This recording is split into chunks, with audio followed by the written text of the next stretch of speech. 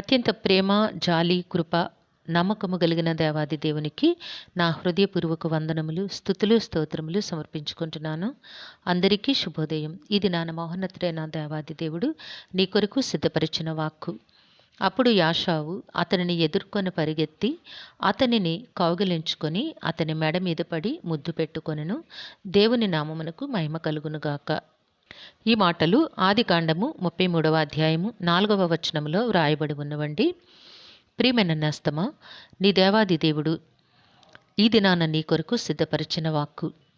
నీ జీవితంలో ఎంతటి ఉన్నతమైన కార్యములనైనా నీవు నమ్మకముతో, విశ్వాసముతో ఆయన వైపు చూచిన ఎడల తప్పక సాధించగలవు అన్న సంగతిని నీకు తెలియపరచుట కొరకు నీకు ఈ వాక్కును ఆయన అనుగ్రహిస్తూ ఉన్నారు. ఈ కాంటెక్స్ట్లో కనుక మనము చూసినట్లయితే యాషావు, యాకోబు అన్నదమ్ములు. వారిద్దరూ కూడా ఒక తల్లి గర్భాన పుట్టిన బిడ్డలు. అయితే తల్లి ప్రోద్బలంతో యాకోబు తన అన్నయ్య అయిన యాషావుకు రావాల్సిన ఆశీర్వాదములన్నిటినీ కూడా దొంగతనముగా మోసము చేసి తండ్రి యొద్ద నుంచి స్వీకరిస్తాడు. స్వీకరించిన తరువాత తన అన్నయ్య అయిన యాషావు తనను చంపుతాడేమో అన్న భయముతో చాటుగా వెళ్ళి తన మేనమామ ఇంటి దగ్గర తను తల దాచుకుంటాడు. అట్లా చాలా ఏళ్ళు అక్కడ ఊడిగము చేసి మేనమామ ఇంటిలో అన్ని సేవలు చేసి మేనమామ కుమార్తెను వివాహం చేసుకొని ఎప్పటికైనా సరే మరలా తన స్వస్థలమునకు రావాల్సిన అగత్యము ఏర్పడింది యాకోబుకి. అయితే అక్కడికి వచ్చినప్పుడు తన అన్నయ్య అయిన యాషావు తనని తప్పక చంపుతాడేమో అన్న భయమైతే ఉంది. కానీ తన జీవాధారమైన, తన ఆశ్రయదుర్గమైన దేవాది దేవుని సన్నిధిలో ప్రార్థన చేసుకుని తన భార్యలను, బిడ్డలను, తన వారందరినీ కూడా తన అన్నయ్య అయిన యాషావు చేతి నుంచి తప్పించమని దేవుని సన్నిధిలో ఎంతగానో ప్రార్థన చేస్తాడు. ప్రార్థన చేసి దేవుని దగ్గర చాలా పెనుగులాడి దేవుడు తప్పకుండా తన వారందరినీ కూడా తన అన్న నుంచి కాపాడుతారు అన్న నమ్మకముతో దేవుని నుంచి అట్టి ఆశీర్వాదమును తీసుకొని యాకోబు తన అన్నయ్య అయిన యాషావుకు ఎదురుపడతాడు. ఎదురుపడినప్పుడు తన అన్న ఏం చేస్తాడంటే ఎదుర్కొని పరిగెత్తుకొని వచ్చి కౌగిలించుకొని మెడ మీద పడి ముద్దు పెట్టుకున్నాడట. వీరిద్దరూ కూడా ఒకరిని చూచి ఒకరు ఆనందముతో కన్నీరు విడిచారట. ఆనందమే కదా, కలుసుకున్నామన్న ఆనందము. ఇంతకాలము వేరే బ్రతికేమో అన్న బాధ కూడా ఉంటుంది. అంటే చంపడానికి ఎదురు చూచిన అన్న తనను చూచి పరిగెత్తుకొని వచ్చి కౌగిలించుకొని ముద్దు పెట్టుకొని తనని స్వీకరించుట అనేది సాధారణంగా జరిగే పనేనా?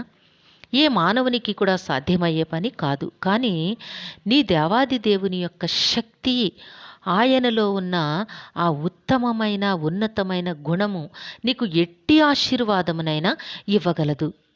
కనుక నీవు దేవుని సన్నిధిలో విశ్వాసముతో, నమ్మికతో ప్రార్థన చేసి ఆయన నీ పక్షమున ఉన్నారు అని నీవు అడుగులు ముందుకు వేసిన ఎడల తప్పకుండా నీ జీవితంలో నీవు ఉన్నతమైన కార్యములనే అనుభవిస్తావు. దేవుడు అట్టి ఉన్నతమైన ఆశీర్వాదములను నీకు అనుగ్రహిస్తారు. కాబట్టి నేస్తమా, నీ జీవితంలో నీవు కూడా నీ దేవుని సన్నిధిలో విశ్వాసంతో అడుగులు వెయ్యి. ఎంతటి భయంకరమైన పరిస్థితినైనా నీకు అనుకూలముగా ఆయన మారుస్తారు.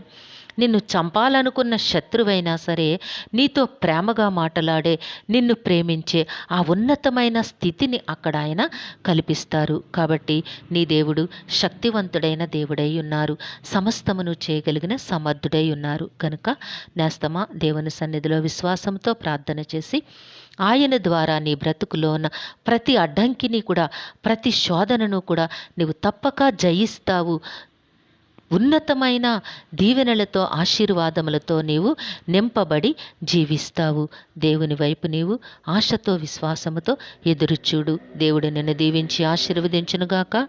ఆమెన్. ప్రార్థన చేసుకుందాము. సింహాసనాసనుడవైన దేవా, మీ ఘనమైన నామమునకు వందనములు తండ్రి. మీ బిడ్డకి మీరు ఇచ్చిన వాక్కును బట్టి స్తుతులు సమర్పించుకుంటున్నాము.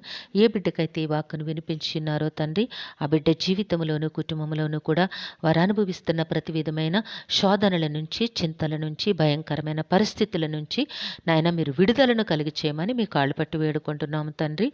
మీ కృపా కనికరములను నాయన మీ బిడ్డపై మెండుగా కుమరించి కాపాడమని ప్రాధేయపడుచున్నాము.